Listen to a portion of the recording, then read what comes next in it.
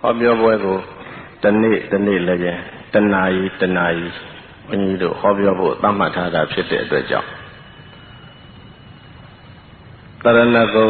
သီလအလုံးသောဗုဒ္ဓဘာသာသူတော်စင်တို့မှာပြည့်စုံပြီးသားလို့ဘုန်းကြီးတို့တတ်မှတ်ယူဆပါတယ်။သို့ဖြစ်၍အလွန်တရာတိုတောင်းတဲ့အချိန်ကာလအတွင်းမှာတရဏဂုံသီလခံယူခြင်းကိုဘုန်းကြီးတို့ပြည့်စုံပြီးတဲ့ပုဂ္ဂိုလ်တို့အတွက်ထမှန်၍တရဏဂုံသီလခံယူခြင်းမပြုကြပဲဘုရားရှိခိုးဖြင့်ဘုန်းကြီးတို့အခမ်းအနားကိုစတင်ကြရအောင်ဘုရားရှိခိုးနဲ့စတင်တဲ့အခါမှာဒီဟောပြောပွဲအခမ်းအနားကိုတက်ရောက်လာကြတဲ့ပရိသတ်ထက်မှာဗုဒ္ဓဘာသာမဟုတ်တဲ့ပုဂ္ဂိုလ်များပါလာခဲ့ရင်ထိုဘုရားရှိခိုးကိုမဆိုဘဲလွတ်လပ်စွာနေနိုင်ပါတယ်ဗုဒ္ဓဘာသာသူတော်စင်တို့အတွက်ဤဘုရားရှိခိုးကိုလိုက်လဲဆိုကြရအောင်ပါဘုရားရှိခိုးကတော့ပလက်ဖို့မှာဘုန်းကြီးရေးပေးထားပါတယ်ပလက်ဖို့မှာဘုန်းကြီးရေးပေးထားပါတယ်စလုံး3လုံးနဲ့ပါဠိစာပိုက်3ပိုက်တည်းဖြစ်ပါတယ်အဲ့ဒီစာပိုက်ကိုကြည့်ပြီးတော့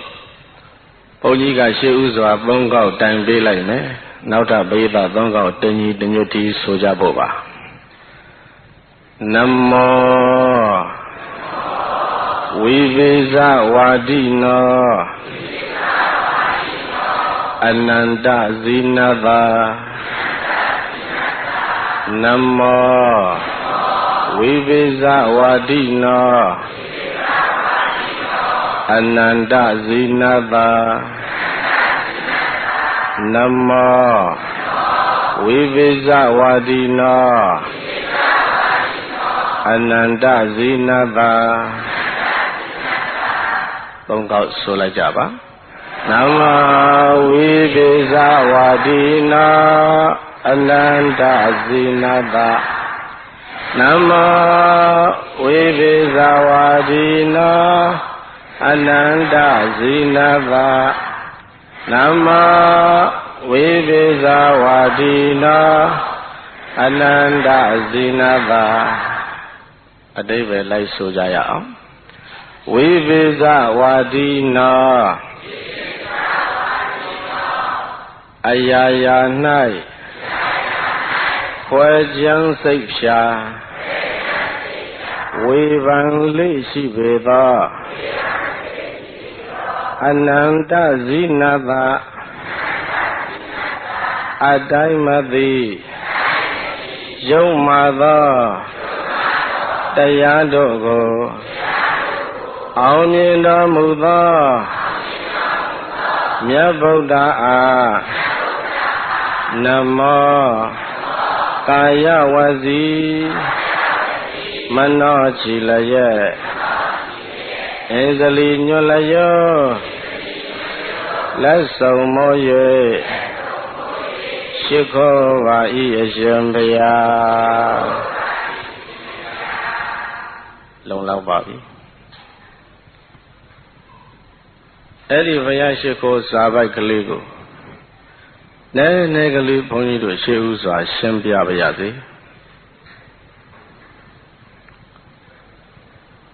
ဝိပိဇဝါဒိနောအနန္တဇိနသာဒါဗုဒ္ဓရဲ့ဂုဏ်2ပုဒ်ဖြစ်ပါဝိပိဇဝါဒီအရာရာဝေဖန်လေးရှိတယ်စီစစ်လေးရှိတယ်မြတ်ဗုဒ္ဓရဲ့တရားတော်ဟာဝေဖန်စီစစ်ထိုက်တဲ့တရားအရာရာမှာဝေဖန်စီစစ်တဲ့ဉာဏ်ရှိသူတို့ရဲ့တရားဖြစ်ပါတယ်ဗုဒ္ဓဝါဒမှာဝေဖန်ခွင့်ရှိပါတယ်စီစစ်ခွင့်ရှိပါတယ်ဗုဒ္ဓဘာသာတရားတော်သည်ဘယ်လိုတရားလဲဆိုရင်ဒီဘက်ကဖော်ပြနေတယ်ဝေဖန်စီစစ်ခွင့်ရှိတဲ့ဘာသာတရားမျိုးပါဝေဖန်စီစစ်ခွင့်မရှိတဲ့ဘာသာတရားမျိုးမဟုတ်ဘူးဒီအကြောင်းအရာကိုနောက်ဆက်လက်ပြီးတော့ဘုန်းကြီးတို့ပြောသွားမယ်ဟောပြောချက်တွေထဲမှာအကျယ်ပြပါသွားပါလိမ့်မယ် အကြောင်းဝိပိဿဝါဒီတဲ့မြတ်စွာဘုရားဟာဘယ်လိုပုဂ္ဂိုလ်လဲဆိုရင်ဝိပိဿဝါဒီအရာရာဝေဖန်စီစစ်လိရှိတဲ့ပုဂ္ဂိုလ်တူတဆူဖြစ်ပါဘုန်းကြီးတို့ပရိသတ်ပေါင်းသူတော်ကောင်းတို့လည်းပဲဝေဖန်စီစစ်တဲ့ဉာဏ်တော့ရှိရမှာပဲဝေဖန်စီစစ်တဲ့ဉာဏ်ရှိမှဘုန်းကြီးတို့ပရိသတ်ပေါင်းသူတော်ကောင်းတို့ရဲ့ကိုယ်ွယ်ရာဟာမောင်မြတ်တဲ့ကိုယ်ွယ်ရာမျိုးဖြစ်နိုင်တယ်ဝေဖန်စီစစ်တဲ့ဉာဏ်မရှိသူတို့ရဲ့ကိုယ်ွယ်ရာသည်မောင်မြတ်တဲ့ကိုယ်ွယ်ရာမျိုးမဖြစ်နိုင်ပါဘူးဒါကြောင့်ဝိပိဿဝါဒီနောဆိုတာဟာကိုယ်ွယ်ခံတဲ့ဗုဒ္ဓရဲ့ဂုဏ်ကိုအာယုံပြုပြီးတော့ကိုယ်ွယ်ကြတဲ့သူတော်စင်တို့မှာစစ်မှန်တဲ့ကိုယ်ွယ်ရာကိုရပါစေရကြပါစေဆိုတဲ့ရည်ရွယ်ချက်ဖြင့်ဝေဖန်တဲ့ဉာဏ်ရှိကြပါစေဆိုတဲ့ရည်ရွယ်ချက်ဖြင့်ဝိပိဿဝါဒီနောဆိုတဲ့ဗုဒ္ဓရဲ့ဂုဏ်တစ်ပုဒ်ကိုဘုန်းကြီးတို့ထုတ်ပြီးတော့ဒီကနေ့ရှ िख ိုးသွမ်းမှုပြုရပါတယ်ပိဋိတမအာဘကမန္တရာဌိနံစံစဉ်ကာလမှာဗုဒ္ဓသာသနာတော်ထဲမှာယဟန်အယောင်ဆောင်ပြီးတော့တိဋ္ဌိညာစွာတို့ယဟန်ဝိ၍နေကြစေတို့ယဟန်တိဋ္ဌိယဟန်အတုတွေကိုယဟန်အစစ်နဲ့ခွဲဖို့ရအာမောကမန္တရာကစစ်ဆေးမေးမြန်းသောအခါယဟန်တွေကိုတပါးချင်းတပါးချင်းအရှင်ဘုရားတို့ဗုဒ္ဓရဲ့ဝါဒသည်ဘယ်လိုဝါဒပါလဲလို့အာမောကမင်းကြီးကမေးတယ်ဒီတော့ယဟန်တချို့ဘာပြောသွားသလဲလို့ဆိုတော့ဗုဒ္ဓရဲ့ဝါဒသည်သဗ္ဗတဝါဒယုံနံတို့မြဲတယ်ဆိုတဲ့ဝါဒပါလို့ဆိုကြတယ်အဲ့ဒီယဟန်လူထွက်စေတချို့ယဟန်ကတော့ဗုဒ္ဓရဲ့ဝါဒသည်ဥစ္စီဒဝါဒသိပြီးနောက်ဘာမှမဖြစ်ဘူးဆိုတဲ့ဝါဒမျိုးလို့ဒီလိုပြောတယ်အဲအဲ့ဒီယဟန်လူထွက်စေတချို့ယဟန်ကြတော့ဗုဒ္ဓရဲ့ဝါဒသည်ဘာဝါဒလဲလို့မေးလိုက်တော့ကောင်းမှုမကောင်းမှုပြုဖို့မလိုဘူးဆိုတဲ့အကရိယဝါဒအဲအဲ့ဒီယဟန်လဲလူထွက်စေအဲ့ဒီလိုစစ်သွားခဲ့ရယဟန်တော်ဗုဒ္ဓကိုတကယ်ကြည်ညိုတဲ့ဗုဒ္ဓဘာသာစစ်ယဟန်တော်များကိုမေးတဲ့အခါကျတော့ရှင်ဘုရားဗုဒ္ဓရဲ့ဝါဒကဘာဝါဒလဲလို့ဆိုတဲ့အခါဝိပိဿဝါဒပါလို့ဖြေတယ်အဲ့ဒီယဟန်ဗုဒ္ဓဝါဒကိုတကယ်နမ်းလည်ပြီးတော့ဗုဒ္ဓကိုတကယ်ကြည်ညိုတဲ့ယဟန်ပဲဆိုပြီးတော့အာဘောကမင်းတရားကကိုးကွယ်တော်မူခဲ့ပါတယ်ဒါကြောင့်ဗုဒ္ဓရဲ့ဝါဒသည်ဘာဝါဒလဲလို့ဆိုရင်ဘုန်းကြီးတို့ပရိသတ်များဤဘုရားရှိခိုးတစ်ပိုက်နဲ့ပဲအဖြေကတော့ပေါ်နေပါပြီဗုဒ္ဓရဲ့ဝါဒသည်ဘယ်နဲ့ဝါဒပါလဲဝိပိဿဝါဒဝေဖန်ခွင့်ရှိတယ်စီစစ်ခွင့်ရှိတယ်ကိုယ်ွယ်ပြီးမိပြီးဆိုရင်အဲ့ဒီကိုယ်ွယ်ခံတဲ့ဘုရားကိုဖြစ်စေယဟန်ကိုပဲဖြစ်စေဘာမှဝေဖန်ခွင့်မရှိဘူးဆိုတဲ့ဘာသာတရားမျိုးမဟုတ်ဘူးတဲ့ဗုဒ္ဓရဲ့ဝါဒဟာအလွန်တရာလွတ်လပ်တယ်နောက်တစ်ပိုင်းအနန္တဇိနတအနန္တဇိနတဒီစကားကတော့မြတ်ဗုဒ္ဓကိုယ်တိုင်ကကြွေးကြော်ခဲ့တဲ့စကားကိုဘုန်းကြီးတို့သုံးထားတာပါဘုန်းကြီးတို့ဗုဒ္ဓသည်ဗုဒ္ဓအဖြစ်သို့ရောက်ပြီးသောအခါဟောဒီပင်ချေပလင်ပွေကနေပြီးဟောဒီပင်တစ်ပတ်လည်မှာပေါ့လေ49ရက်သတင်းသုံးပြီးတော့မာရဏသီဘက်ကိုတပါးတဲ့ခရီးရှည်ထွက်တော်မူတယ်ဘာအလို့ငှာလေလို့မေးရင်သစ္စာတရားတွေပြဖို့ဘာအလို့ငှာပါလဲပါရဏသီဘက်ကိုခရီးထွက်တယ်အဲ့ဒီလိုခရီးထွက်တဲ့အခါပါရဏသီနဲ့ဗုဒ္ဓဂါယာနဲ့ပါရဏသီရဲ့ကြားမှာဂါယာမြို့ဦးကတောအုပ်ကြီးဂါယာမြို့ဦးကတောအုပ်ကြီးအဲ့ဒီတောအုပ်ကြီးကိုခယာသီသလို့ခေါ်ပါတယ်ခယာမြို့ဦးကတောအုပ်ကြီးကိုခယာသီသအဲ့ဒီတောအုပ်ကြီးတွေမှာအဝတ်လုံးမဝတ်တဲ့ဒိဋ္ဌိတက္ကရုံကြီးဥပကနဲ့ညဗုဒ္ဓတို့ဆုံကြတယ် ဘုန်းကြီးတို့မြတ်ဗုဒ္ဓကကျက်တရေရှိရှိသင်္ကန်းကိုသတ်ပေစာဝတ်ယုံလို့လုံးလုံးအဝတ်မရှိဘူးဘုန်းကြီးတို့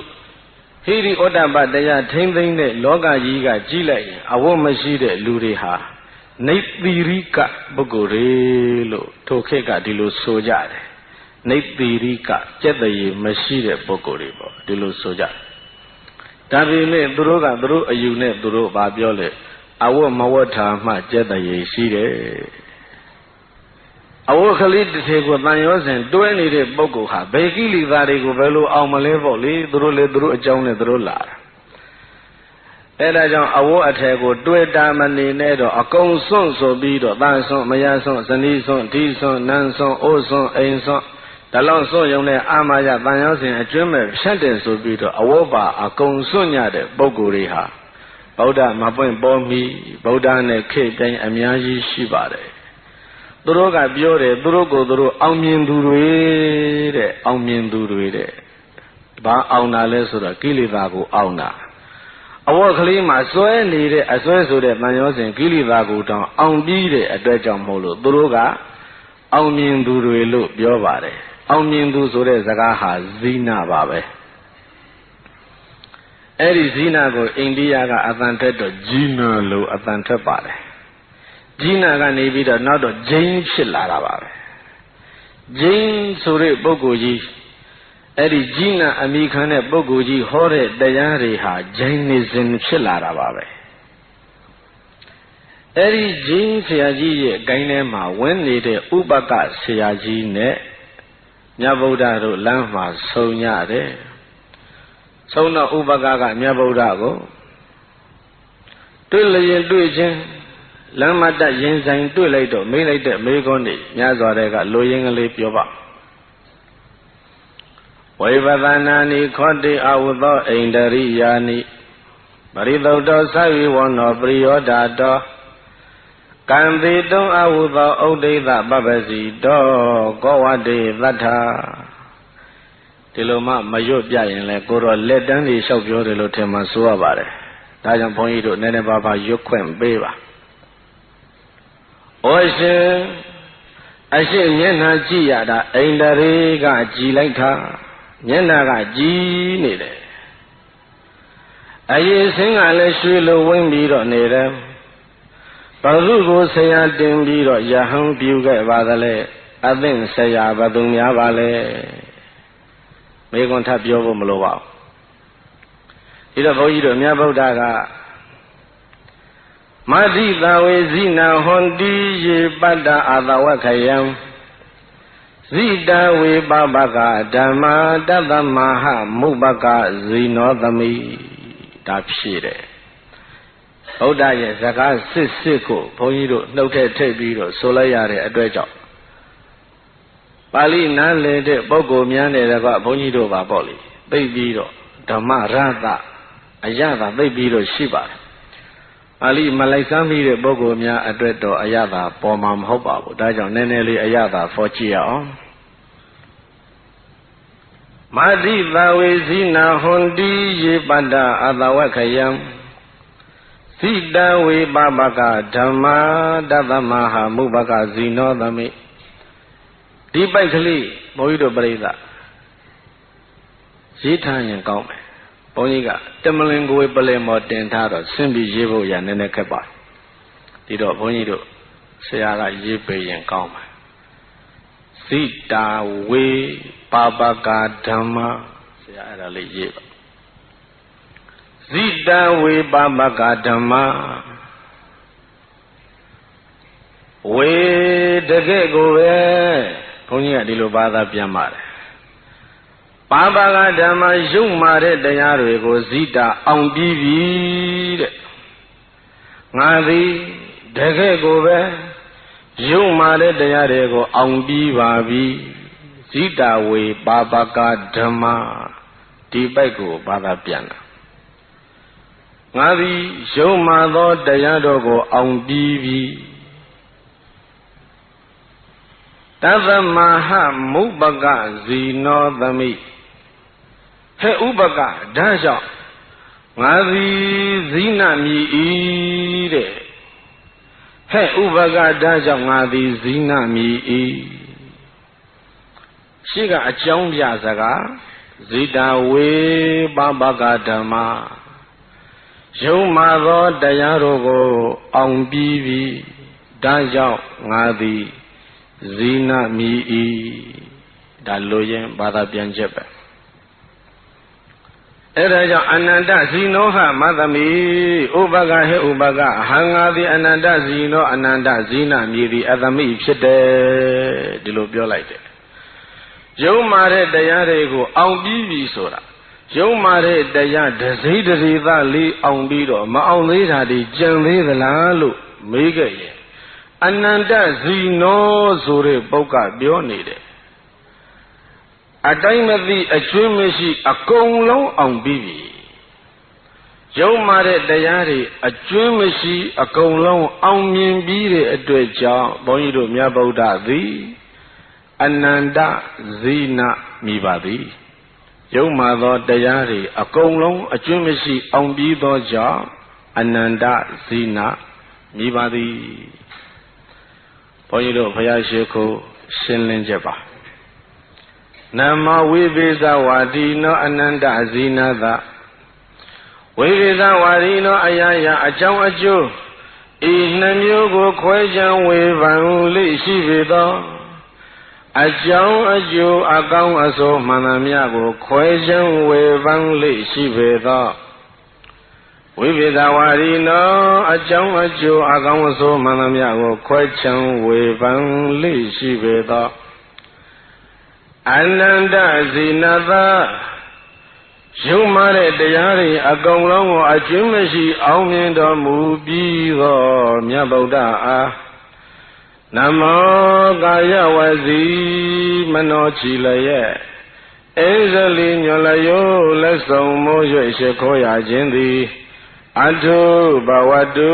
ကောင်းစွာမသက်ဖြစ်ပါစေတော့တည်း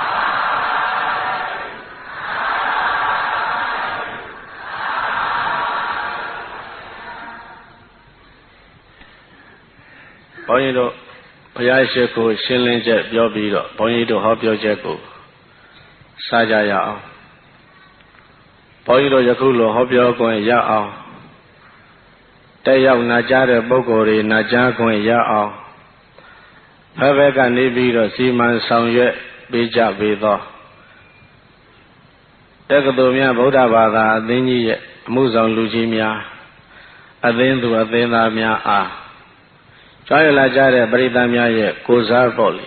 ဘုန်းကြီးတို့ကလိုက်လဲကျေးဇူးတင်ကြောင်းကျေးဇူးတင်စကားကိုဘုန်းကြီးတို့ရှေ့ဥစွာပြောကြပါတယ်ဘုန်းကြီးတို့တက္ကသိုလ်များဗုဒ္ဓဘာသာအသင်းကြီးဆိုပြီးတော့ထဲဝါခန်းခန်းညာနှစ်ပေါင်းများစွာကဖွဲ့စည်းထားတဲ့အသင်းကြီးက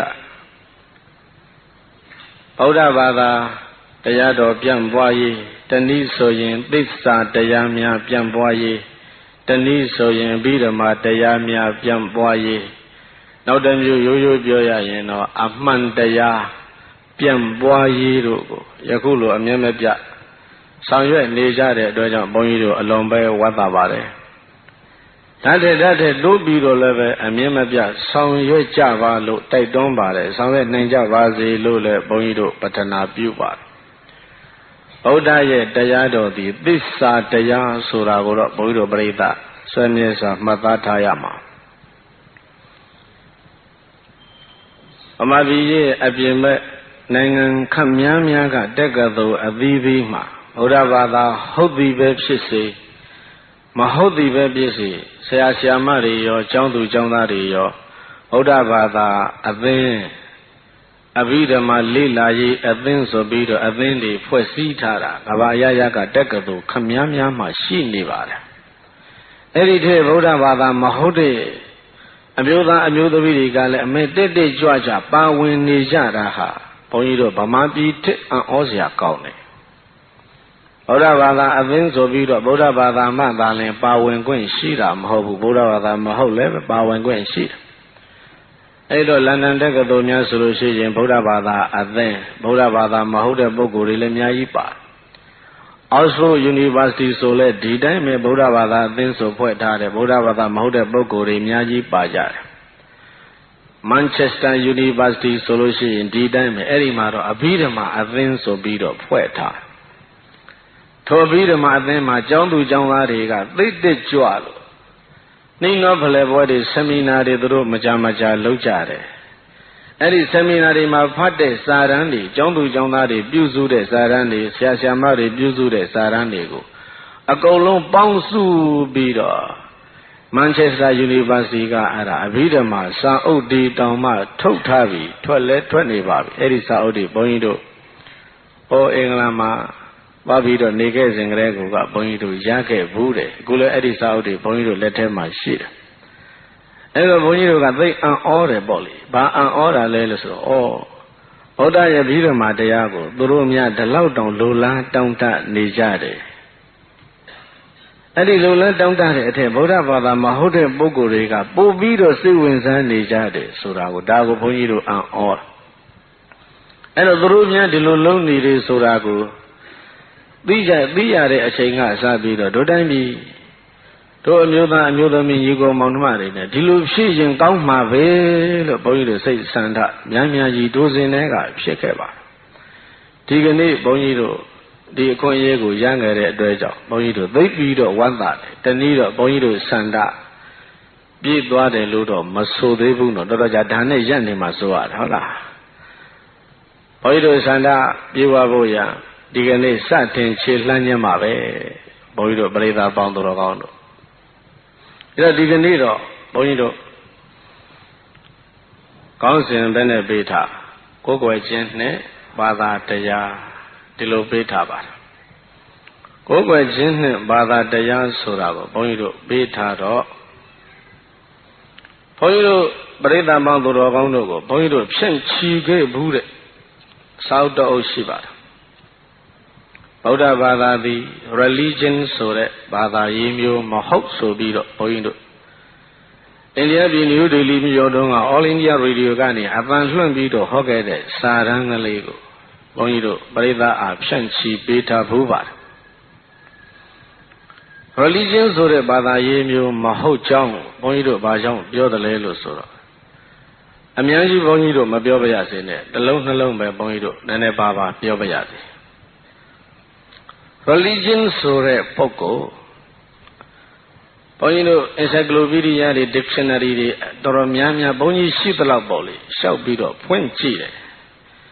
ကြည့်တော့ Oxford Dictionary တအုပ်ကဆိုတာပဲဘုန်းကြီးတို့ပြောပါမယ် religion ဆိုတဲ့ဥစ္စာဟာ belief in worship of a god ဒီတွေကဗုဒ္ဓဘာသာနဲ့ဝေးသွားပြီဆိုတာပရိသတ်သဘောပေါက်ပြီbelieve in worship of a god ပြီးတော့ supernatural ruling power god သို့မဟုတ် supernatural ruling power ကိုယ်ွယ်ယုံကြည်တဲ့သဘောကို religion လို့ခေါ်တာ god သို့မဟုတ် supernatural ruling powerတဘာဝတရားတည်တဲ့လွန်ကဲနေတဲ့တကူအဲ့ဒီတကူကဘာလဲဆိုဒီလောကကြီးကိုလွှမ်းမိုးပြီးတော့အုပ်ချုပ်တယ် supernatural ruling power တဘာဝတရားတည်တဲ့လွန်ကဲနေတဲ့ကမ္ဘာကြီးကိုလွှမ်းမိုးအုပ်ချုပ်တဲ့တကူအဲ့ဒီတကူကိုယုံကြည်ကိုးကွယ်တာကိုဘာခေါ် religion လို့ခေါ်တယ်ဘုန်းကြီးတို့ရဲ့ဗုဒ္ဓတရားတော်အရာကိုးကွယ်ခြင်းကအဲ့ဒါမျိုးကိုမဟုတ်ဗုဒ္ဓဘာသာကို religion လို့ဝေါဟာရသုံးစရာမရှိရင်တော့ religion လို့သုံးရင်တော့သုံးနိုင်ခွင့်ရှိပါတယ်ဗုဒ္ဓတရားတော်ဒီအဲ့ဒီ religion ထဲမှာတော့ဘယ်လိုမှမပါခုဘုန်းကြီးတို့ပြောပြထားတယ်ဒီပြင်ကျမ်းတွေအများကြီးပြောရင်ဒီတစ်လုံးနဲ့ဘုန်းကြီးတို့သိအချိန်ကုန်သွားမှာဆိုလို့ University ကမျိုးကောင်းသားတွေမျိုးကောင်းသမီးတွေဆရာဆရာမတွေဆိုတော့ဒီလိုစာပေမှာဘုန်းကြီးတို့ထက်ပိုပြီးတော့အလှမ်းကျဲပါတယ်အမြင်ကျဲပါတယ်ဒါကြောင့်ဘုန်းကြီးဒီတစ်လုံးပဲပြောပါရစေ religion ဆိုတာဟာ belief in worship of a god or supernatural ruling power အဲ့ဒါဟာ religion ဘ ုန်းကြီးတို့ဗုဒ္ဓဘာသာကဒီမျိုးစားကိုမဟုတ်ကိုယ်ကိုယုံကြည်ကိုးကွယ်ခြင်းသို့မဟုတ်ကမ္ဘာကြီးကိုလွှမ်းမိုးအုပ်ချုပ်တဲ့တကူတစ်မျိုးမျိုးကိုယုံကြည်ကိုးကွယ်ခြင်းအဲ့ဒါမျိုးကို religion လို့ခေါ်ပါတယ်အဲ့ဒီ dictionary မှာပဲ a system of a faith or worship based on such a belief ကိုယ်နဲ့ကိုယ်နဲ့က supernatural power ကိုယုံကြည်ပြီးတော့ကိုယ်ကွယ်နေတဲ့စနစ်တစ်မျိုးပါပဲတဲ့သူကဒီလိုပြောထားတယ်အဲ့ဒါကြောင့်ဘုန်းကြီးတို့ဗုဒ္ဓဘာသာတရားတော်သည်ဒီထဲမှာမပါတဲ့အကြောင်းတော့ဘုန်းကြီးတို့ပရိသတ်ဒီလောက်ဆိုသဘောပေါက်ပြီးရှေ့ပို့ပြီးတော့ရှင်းသွားမယ်အဲ့တော့ဘုန်းကြီးတို့မြတ်ဗုဒ္ဓကိုယ်တိုင်မိန့်တော်မူတဲ့ဒီစာပိုက်တွေကိုဘုန်းကြီးတို့ဆရာကရေးပေးရင်တော့အလုံးပြည့်စုံရမယ်ထင်တယ်ဘုန်းကြီးပြောတာနဲ့ပဲရတော့ရတော့ပါတယ်ဆရာတို့ဘုန်းကြီးတို့မြတ်ဗုဒ္ဓမိန့်တော်မူသည့်ပါဠိတော်ပေါင်းများစွာတဲ့အကုတ်ကားတွေများစွာပြုเสียရရှိပါတယ်ဘုန်းကြီးပါဠိတစ်ပိုက်အကုတ်အကာရုပ်ပါရစေဘဟဝေတရဏံယန္တိပပတ္တာနိဝနာနိသာအာရမရုက္ခစေတယာနိမနုဿဗယတိစိတာခုနအသံမျိုးတော့မဟုတ်ပြန်တော့ဘူးနော်ဘဟဝေတရဏံယန္တိပပတ္တာနိဝနာနိသာအာရမရုက္ခစေတယာနိမနုဿဗယတိစိတာဘေးအမျိုးမျိုးတို့ဖြင့်6လန့်ခံကြရကုန်သောတတ္တဝါများစွာတို့သည်အမျိုးမျိုးကိုးကွယ်ရာရှာကြတယ်ဘေးအန္တရာယ်အမျိုးမျိုးတို့ဖြင့်ချင်းချုပ်ခံရတဲ့တတ္တဝါတို့သည်ကိုးကွယ်ရာအမျိုးမျိုးရှာကြတယ်ဘာတွေကိုးကွယ်သလဲပဗတ္တနိစ္စတချို့တောင်ကြီးတွေကိုးကွယ်တယ်ဝန္နာနိစ္စတချို့တောကိုးကွယ်တယ်အာရာမတချို့ဥယျာဉ်ကြီးတွေကိုးကွယ်တယ်ရုက္ခတဲ့တချို့သစ်ပင်ကြီးတွေကိုးကွယ်တယ်တချို့ကြတော့စေတယာနိစ္စစေရီကြီးတွေကိုးကွယ်တယ်ဘေးဒုက္ခအမျိုးမျိုးဘေးအန္တရာယ်အမျိုးမျိုးတို့ဖြင့်ချင်းချောက်ခံရတဲ့လူသားတို့သည်ကိုးကွယ်ရာအမျိုးမျိုးရှာကြသည်ကိုးကွယ်ရာတွေကဘာတွေလဲတောတောင်ရေမြေနေလနက္ခတာယသစ်ပင်ဥယျာဉ်စေတီတဲ့အဲ့ဓာတွေကိုးကွယ်ကြတယ်ဒီထက်မဲ့ဘုန်းကြီးတို့ပြိဿထူးဆန်းသွားမလားစေတီဆိုတဲ့စကားတစ်လုံးဘုန်းကြီးထည့်ပြောလိုက်တယ်ဒီတော့ဒီဗုဒ္ဓရဲ့မိန့်ခွန်းတော်ပါဠိတော်ဘိုက်ကိုမရှင်းလင်းသေးမီစေတီဆိုတဲ့စလုံးထည့်သုံးထားတာကိုဘုန်းကြီးတို့နည်းနည်းရှင်းလင်းတင်ပြပါရစေအိန္ဒိယပြည်ဝေသာလီမြို့ရဲ့ပတ်ဝန်းကျင်မှာမာရန္တတစေတီဂေါတမကစေတီဘဟုဗုဒ္ဓစေတီသာပါလစေတီဥဒေနစေတီပတ္တံဘစေတီကျောင်းသူကျောင်းသားတွေစေတီလို့ဘယ်နှခေါင်းပြောလိုက်နောက်တစ်ခေါက်ပြန်အောင်မယ်မဟာရန္တတစေတီသာပါလစေတီဂေါတမကစေတီမတ္တံဘစေတီဘဟုဗုဒ္ဓစေတီဥဒေနစေတီဘယ်နှမျိုးပြောလိုက်လဲဟုတ်လားဝေသာလီမှာဝေသာလီဆိုတာရခိုင်ပြည်ကဝေသာလီပြောတာမဟုတ်ပါဘူးအိန္ဒိယကဝေသာလီမြို့ကိုပြောပါတယ်စေတီဆိုပြီးတော့ရှိနေပါပြီအော်စရာမကောင်းဘူးလားစေတီဆိုတာမြတ်ဗုဒ္ဓပေါ်မှသာလျင်ပေါ်ရတာမျိုးဖြစ်ပါတယ် ပိဿအများကြီးသိထားတဲ့ဓာတုဇီရီဓမ္မဇီရီပရိဘောဂဇီရီဩဒေသကဇီရီဒါကိုအများကြီးသိတယ်ဘုန်းကြီးတို့ဒါထပ်ပြီးတော့သိမရှင်းပါဘူးဘုရားရဲ့ရုပ်ပိုင်းမှာဖြစ်တဲ့ဓာတ်တော်အသွေးသားသံပင်မွေးညင်ဒါဓာတုဇီဉာဏ်တော်ကဖြစ်တဲ့ဓမ္မခန္ဓာပိဋက၃ပုံဓာတုဇီရီဘုရားသုံးဆောင်တဲ့ဘောဓိပင်ဇေရဝံကြောင့်စသည်တပိဋ္ဌင်္ဂန်ဒါတွေပရိဘောဂဇေတိဗုဒ္ဓကိုပုံတူပြုပြီးတော့ဗုဒ္ဓကိုရည်ညွှန်းပြီးတော့ထုထားတဲ့ပုံတူတွေကဩဒိသကဇေတိအဲ့ဒီဇေတိတွေဟာဗုဒ္ဓပေါ်မှပေါ်တယ်ဗုဒ္ဓမပေါ်ခင်ဇေတိမရှိနိုင်သိကြရဲ့လားဘုရားမပရိနိဗ္ဗာန်မဆံသေးပဲနဲ့ဓာတုဇေတိမရှိဘူးဗုဒ္ဓတရားတစ်လုံးမှမဟောသေးပဲနဲ့ဓမ္မဇေတိမရှိနိုင်ဗုဒ္ဓရဲ့ဘောဓိပင်မပေါက်သေးသမျှကာလပတ်လုံးပရိဘောဂဇေတိမပေါ်နိုင်ရုပ်ထုစင်တုတွေမထုသေးသမျှကာလပတ်လုံးရုပ်ထုစင်တုမပေါ်သေးသမျှကာလပတ်လုံးပရိဘောဂဩဒိသကဇေတိမရှိနိုင်ဟုတ်တယ်နော်စင်တုပေါ်တဲ့သမိုင်းတွေပါတွေစစ်ဆေးရင်သိကြသွားမယ်ဒီလောက်မှတ်ထားဒီတော့ခုဝေသလီမှာဗုဒ္ဓမပွင့်ခင်ကတည်းကဇေဒီဘယ်နဲ့ဆူကြားလိုက်ဓာတုဇေဒီဓမ္မဇေဒီပရိဘောဂဇေဒီဩဒေသကဇေဒီကဗုဒ္ဓပွင့်မှပေါ်ရတဲ့ဇေဒီတွေဖြစ်တဲ့သို့သောဗုဒ္ဓမပွင့်ခင်ကတည်းကသာရန္တတဇေဒီတဲ့သာပါဠဇေဒီတဲ့ဂေါတမကဇေဒီတဲ့ဘုဗုဒ္ဓဇေတိသတ္တမ္ပဇေတိဥဒိနဇေတိလို့ဇေဒီတွေရှိနေခဲ့ပြီအဲ့ဒါဘာတွေလဲဆိုတော့ဝေသာလီပြည်ကြီးတပြည်လုံးရဲ့ပတ်ဝန်းကျင်မှာလေပါရန္တတစေတီဆိုတာဟာပါရန္တတနတ်ဘလူကြီးရဲ့နတ်ကွန်းကြီးဖြစ်တယ်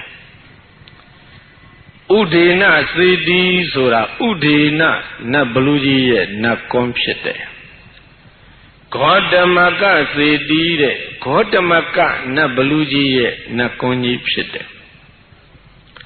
စာပါဠစေတီစာပါဠနတ်ဘလူရဲ့နတ်ကွန်းဖြစ်တယ်ပတ္တံဖစေတီမဲအဲ့ဒါနည်းနည်းလေးထူးတယ်ဥယျင်ကြီးတရက်ပင်9ပင်ထူးထူးခြားခြားစီတန်းပြီးတော့ပေါက်တရက်ပင်9ပင်စီတန်းပြီးတော့ပေါက်နေတဲ့ဥယျင်မှာ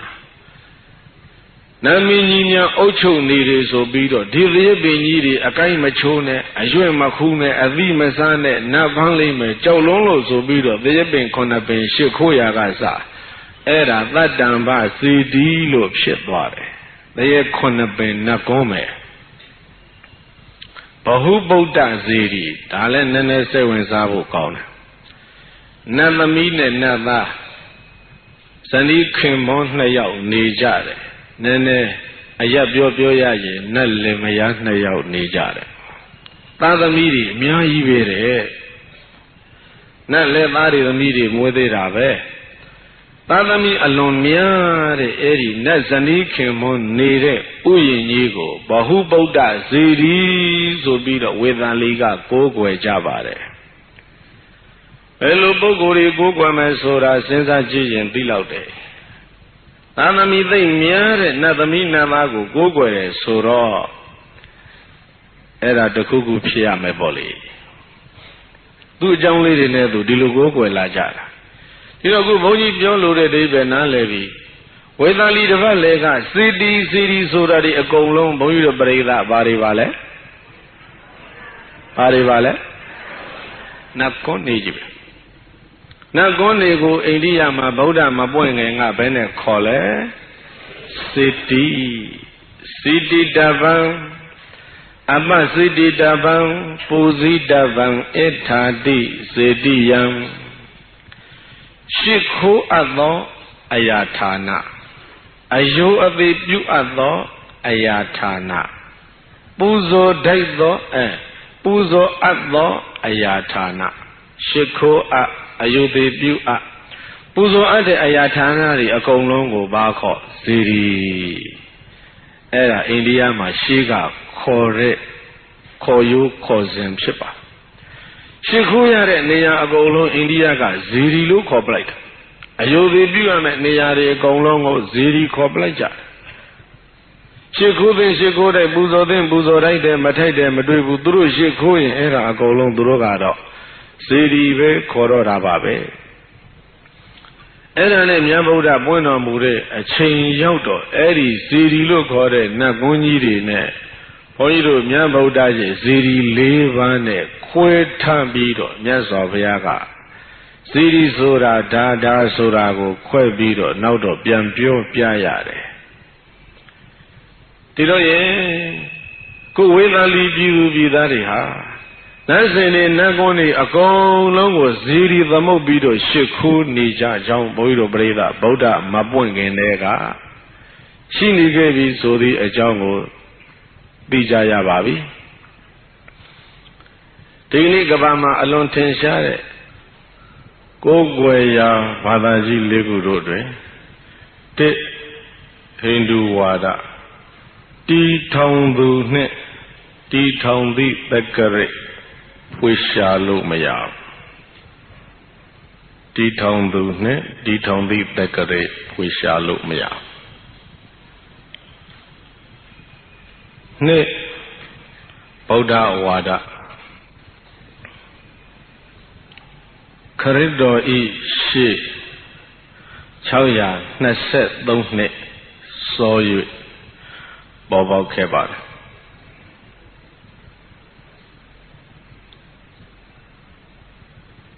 Along Malu Yaja Vitamar Bo Kriyan Wada Boda E. Now Boda Wada Now Boli Chauya Naset Don't Now Jabido Bobo Kebar Sora ne Naujara Le Islam Wara Boda E now Pony Twabiva Takare Tampio Laipame The top Taya Goze Le Nauja Yui Bobo Bad Kaba Badaji Legu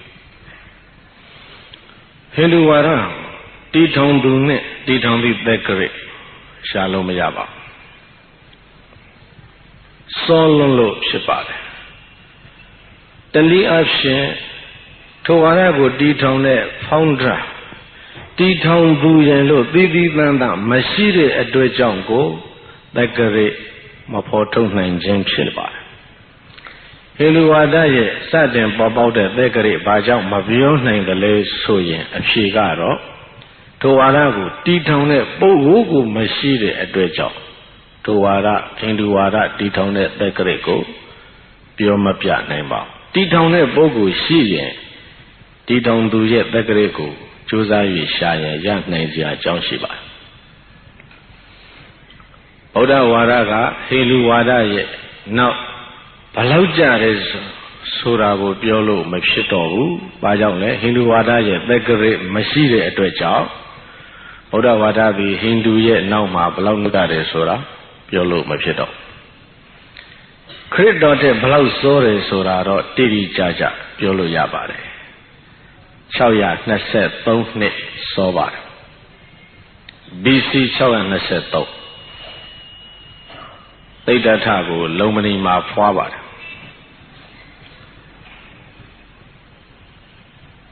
Chauya Nasabo Lomani Ma Later Tap Mela Fuado Probably in Poison the Voda Wada be Bobo Bilalo Soyin, Poido Bra, Talaudo,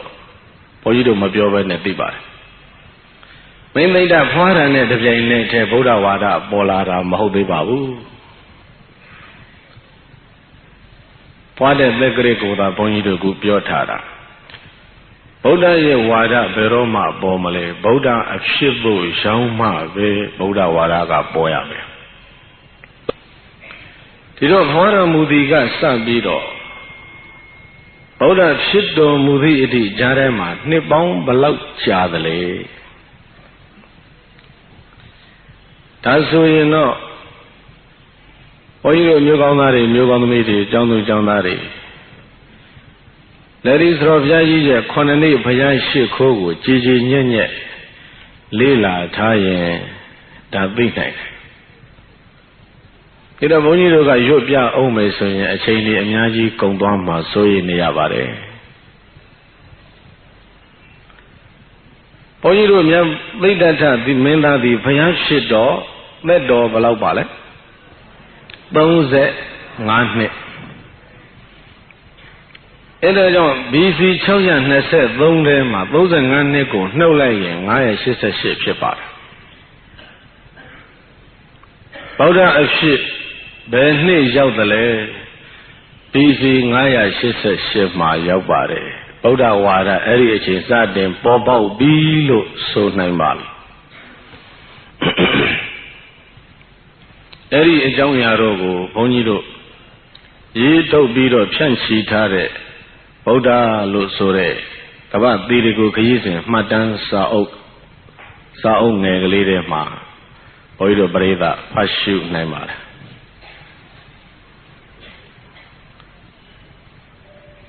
Oda ye now, Nebon Choya has said, don't need no cha bima, Padu Bola the lay. Jesus Christ go Jerusalem forward.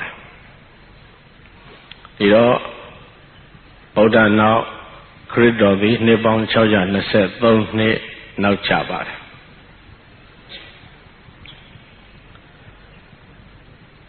Jesus Christ, Wally and Poison, Korean Wada, Bolada, Mahobebu Sodale, Poido Breda, Bija Mababa. Korean Wada, Belojama Bodale, Jesus Christ, Daya Sa Hore, a chain ma Korean Wada, Bob ma Pia Mabo. Jesus Christ, Daya Sa Ten Hore, a chain go sharp with Gideaka. And that those Jojo ma Daya Sa Hore. Oido, Madamia Madilu Tuyava. Dayan Choya Neset Lonema, Nebonse, no Chile Bido, Krayan Wada, Bechin Sap Bore, Soda, Boido Breda, Duelo Yal.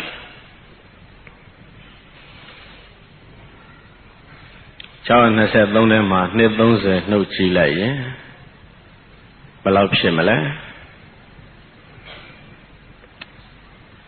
Chaya, Tesse, Naya, Sisene, Naya Cosetto, huh? Erelo Bonito, Twechilo Yabare. Isan Waragaro, Mohammed go Farah, Idi, Nega Bonito, Yobia Tagare. Mohammed go father, Edi Naya Coneset, Credo, will be the not Naya Coneset, Tichama, Fuara Pipa. Ido Credo ye no ma, Naya Coneset, Tenni, Naujan Bido ma, Mohammed ga Falare, Boda ga Credo ye she ma Nibon, Balau Sonile, Choya, Neset, Boni Sonile. Eri Credoye she Choya Nese Bone, Credoye no Maya Coneset, Eri Neyago, Bonlay, Town Teya, Goze, Lee Yabar. Mohammed Boda ye Nauma, Ne Town Teya, Goze, Lee Naujavi, Bore, Lo Oido de Lupione Mare. Kalabadaji Legu, ma now a chance, so Badavi, Islam Bada Chicha. Aleloma Bore Badaga, Kriyan Bada Shichang, Eri Nakute, Shichan Bido Bore Badaga, Boda Bada Shichang, Degari Shamaya, Titondugo Shamaya, or So Bido, Bore Badaga, Hindu Bada Shichang, Poido Breda Ada, Siji Tempia Jema. India G, the mango, Poido. Yogan me come Yamia Lila Chila, Aindu Miet Sorago Tuyame. Aindu Miet Wangandi, India Yinji Musa Tende Sorari Boido Breda Dujayame. Aindu Miet Wanga, Arian Lumuri, a chang with the Maima, Shayan Tujame. Arian Nani, Aria. Arian Sore Osaha. Poido, Bamadane, Bibida, Baligo, Adantoy, Aria Sure Pogan, Arian Shepa. Eri Ariango Naujaro, Davidevi, Abandi, Pyongle, Palevaro, Arianga Nebido, Isham Shibare, Lekana Shibare. Tido Isha Daiji Drelonga, Lumuriha, Arian Lumuri, Asset and Shin Nine Lo, Oido Dilo Tui Kovare, Ariangani, Bido, Davidevi. Advance alone Pyongle Bido, Asian Tigane Isha Daiji the Kulonga Lumuriha, Arian Sentinel Shinai. Arian Sore Salombi, Lumiat Sore Debe Yard. Miabo Lumuro ye Asset and ha Isha Daibadi Velo. Dilo Bonido. Do call you Sat Naimare, Bonido, the Dame Yusaba. The Yusago Majalo Nyemesole Nyen when she bade, Bemesole, Pen when she bade. Bonito Jada Yusago Road, the lower Tembiabayazi. Hindu Sore Neyama. Hindu Sore Neyama. High Eye Bonta. Muyin Bonito Gunaga Yola the Miklita Kuha, Indu Me. Any Indugo. This alone was so in. Pazate, Belu, Levan, Pogwa, the Le Mabu, Oga, Heart alone Yobito, Induga, and the Hindu so the Lupseta. Saloni had the Lovepele Dwara. Induma, E. Baraye Alma. Ha ekara delong telaye, Hindu lo delo lapshite. You know, Hindu vega lavele so ye, Hindu got lara. Hindu sore Bali, Pama Pian, Lavi one sore and a David Trade. Hindu sora Lavi one. Hindu mi sora, Poniro, Mayao Fu. Bello Mimia Valley Valesora, Twitchy Mibare. Indu Sora, Lavi one. Indu Mit Sora, Lavi one ye gado. One wine video, quick out needed Mimia Shilly Yodala. Tomaho, Lavi one ye a young bee, a mieta a edago bidalo, to Indu Mika Yevi, a simabia, each and Damia Shilly Yodala. Tomaho. Indu Nava, Lan Nava, Asoyate, Mimia Chili Yodalo, Boido de Lo Senza Pivare. Indu Sore Bogaro, Lavi Won, the Dave Yaba. Lavi Won a Dave Yate, Mikamaga, Lumure, Waraha, Hindu Wadababe. Hadalongu, Shiga, Pisra Bido, Soleto, Hindu de Lo Pilla. Hindu Sora. Higher, Idra Pombido. Ovega Dune Dressa de Kajaro. Hindu. How would tell my papa? Idlarane, Ovega Dune Vaye, Indulo Yaba. Hasore, beat along Tibega Telaito. Hindulo Shibare. Bali that I've been tired of Bogu Yasoye. The Posa. Popsha a Davego, Ponido Gulu, Jobia, and Lelene Nale Jampala. To a Hindu Wadazura Vale, Indu near Huanga, Lumuri, Wada Velo, Ponido Dago, Solo Yemshipa. Tiro Bruye Wada Dema, Neneli di Jano Ponido Biobayase. Roma Bashi the Lelo Solosi. This alone of Halo Yavare, Penepame. Three Muni Adi Devata. Three Muni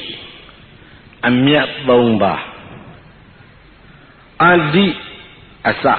Devata. Devata Boido Bada Piamo Malowe Bija. Devata Sora Bala Tri Muni Adi Devata Kavau Asa Amya Song Shidho Namini Long Yaut Kavau Asa Amya Song Shite Namini Long Yaut Badule Solosi Brahma Vishnu Shiva Poyogaro Brahma Vaidano Shiva Dilobidada Soja Trumaro Brahma Vishnu Shiva Eda Trimuni Adi Devata Kavau Asa Amyak Shido Namini Thoya Era Hadroye Triple Gem Troye Yerana Lomba Point of Buddha Vadama Buddha Dhamma Manga Yerana Lomba Sobido Amyat Thai Trugale Diplomago Yerana Lomba Look Koja Then is our Yerana Lomba Duro Kodale Biemago Droga Panzin Shinlo Mabare Daro Bojita Biro Mayevene Nalevazi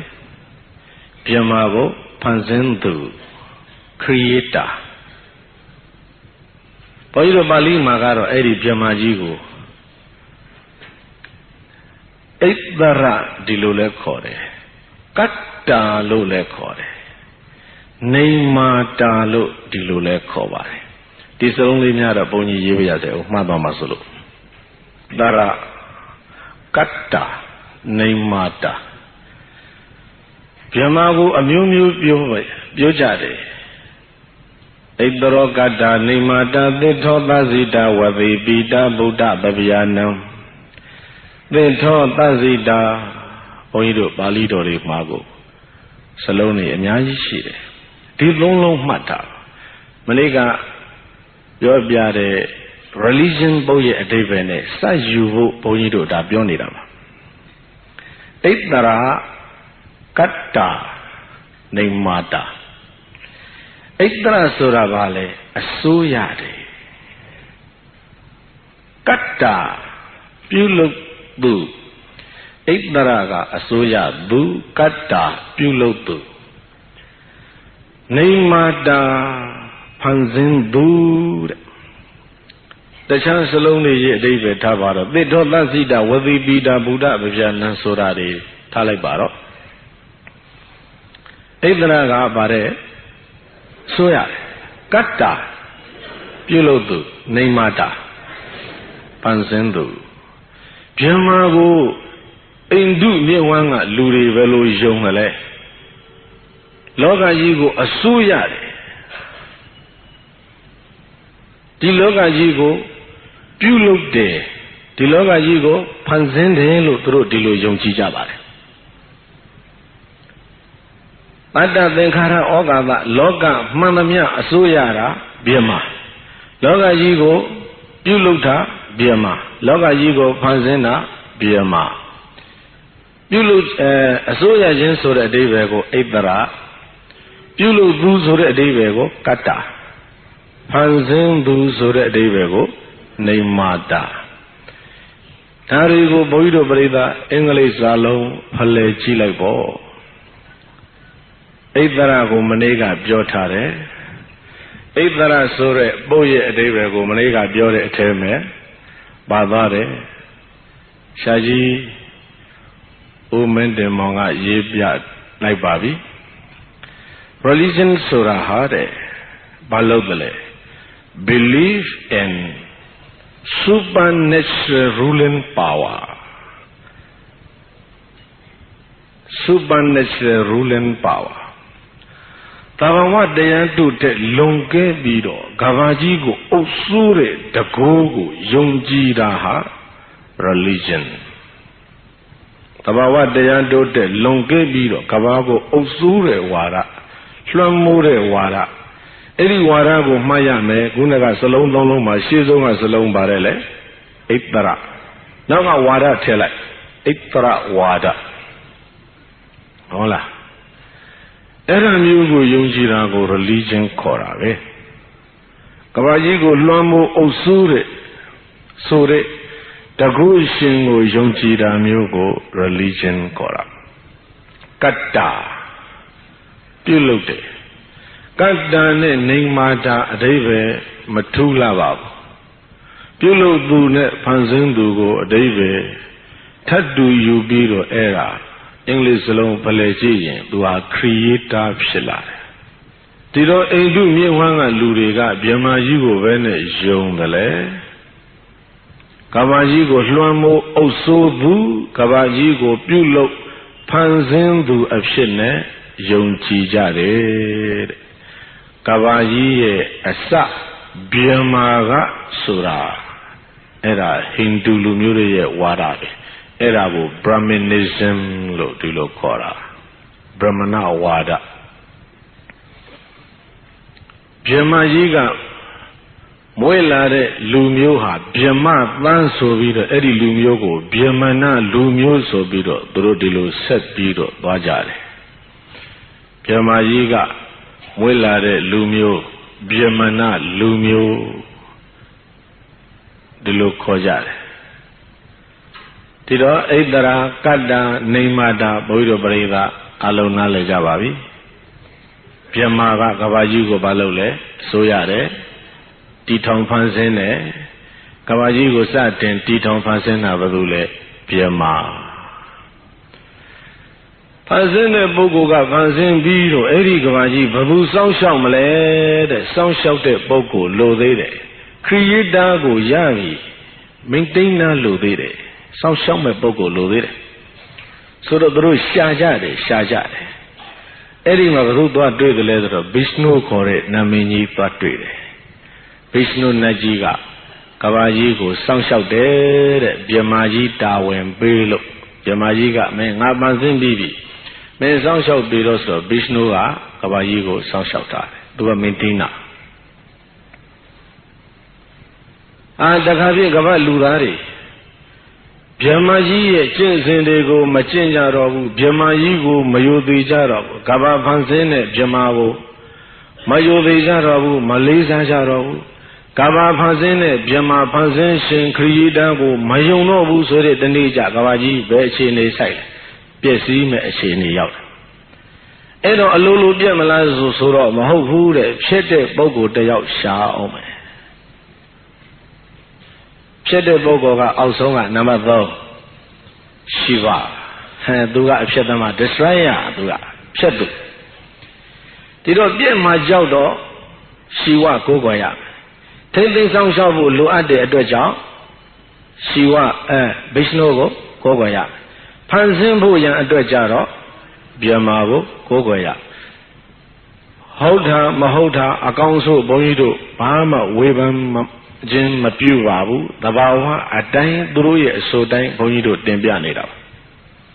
Hiluaraye, Muyin the Boha, era. Vegasadale, Indu, Nihuanga Sad. Indu, Niwanga, Indu, Lumiolo, Soyama, Handalong Shega Abotelo, Hindu Lumio. Through Titone, Warago, Hindu Wara. Pale Mayen, Panzin Dugo, Biama Tare, Sound Shout Dugo, Bishnolo Tare. Pet seeded, Kavan Shitted Bogo Gora, Shiwa Talite. The Bogo Yizon Yago, Beloma, Makogo, Loto, Mapshipu, Eda, Jerena, Lomba Sobido, Brogo, Jada, Dago, Tree Muni, Adi, Devata. In the Wara de Lolare. Era Madusa Gadale, Sare Lucia Mayabu, Diwara, Didenshi Niragaro Tenshal. Begrega Saga, Lebegre, Shalo Mayabu, Diwara, Digane, Shiraro, Amambabe. Edi Waraye, Nauma, Bonido, Miabodaya, Wara, Polabare. Now by Bore Waradi, Abagli Ta. Who a song did a Hindu Waraya, the Vogo, Boido Breda, Yajabi, no? Nale Jababi, Tare Duches Yamalovene, Nale Jababi. And see Nana, Deep Yama Bishnu Shiwa Mabogenga. ဘာဒီကူးွယ်ခဲ့တယ်လေလို့ဆိုပြီးတော့ဘုန်းကြီးတို့ပရိသတ်စဉ်းစားရင်စဉ်းစားခွင့်ရှိတယ်နော်စဉ်းစားမယ်ဆိုရင်စဉ်းစားခွင့်ရှိပါတယ်စဉ်းစားခွင့်ရှိတော့မနေ့ကဘုန်းကြီးတို့ပြောထားတယ်ဘဟံဝေတရဏံယန္တိပပတ္တာနိဝနာနိသာအာရမရုက္ခစေတယာနိမနုဿာဗယတိစိတာအဂိတတသုတ်တံမှာမြတ်ဗုဒ္ဓကအဂိတတပရောဟိတ်ကြီးအားမိန့်တော်မူသည့်စကားဖြစ်ပါတယ်ဘဟံဝေတရဏံယန္တိပပတ္တာနိဝနာနိသာအာရမရုက္ခစေတယာနိမနုဿာဗယတိစိတာဘေးအန္တရာယ်အမျိုးမျိုးတို့ဖြင့်ချင်းချောက်ခံကြရကုန်သောတတ္တဝါများစွာတို့သည်ကိုးကွယ်ရာအမျိုးမျိုးရှာကြတယ်။ဒါမနေ့ကပြောတဲ့စကားနဲ့ထပ်တယ်။ဘေးအန္တရာယ်အမျိုးမျိုးတို့ဖြင့်ချင်းချောက်ခံရသောတတ္တဝါတို့သည်ပါလဲကိုးကွယ်ရာအမျိုးမျိုးကိုရှာကြတယ်။ပါရီကိုးကွယ်တယ်လေတော့တောင်းပစ်ပင်နေလနက္ခဥယျင်ပြီးတော့စေတီဇီရီအကြောင်းမလေးကရှင်းပြပြီးပြီနော်ဇီရီအကြောင်းရှင်းပြပြီးပါပြီဗုဒ္ဓမပေါ်ခင်ကဇီရီဆိုတာဘာတွေပါလဲနတ်ကွန်းနေနတ်ကွန်းကိုနတ်ကွန်းအတိုင်းကိုးကွယ်ခြင်းအသိဉာဏ်ကြီးကျယ်တဲ့လူသားတွေလက်ခံခြင်းမှလက်ခံလိုက်မယ်အဲ့ဒီတော့နတ်ကုန်းကိုဘယ်လိုလုပ်ရဇေရီလို့သမုတ်ပြီးတော့ကိုးကွယ်ကြစို့ဒါဘာသာရေးနည်းနည်းရင့်ကျက်လာတဲ့အပိုင်းသိပြီဒီတိုင်းရှိခိုးနေတော့ဉာဏ်ကြီးကျယ်တဲ့လူကသိရှင်မခိုးခြင်းဘူးရှိခိုးနေတော့ဉာဏ်ကြီးကျယ်တဲ့လူကသိရှင်မခိုးခြင်းဘူးရှိခိုးနေတော့ဉာဏ်ကြီးကျယ်တဲ့လူကသိရှင်မခိုးခြင်းဘူးရှိခိုးနေတော့ဉာဏ်ကြီးကျယ်တဲ့လူကသိရှင်မခိုးခြင်းဘူး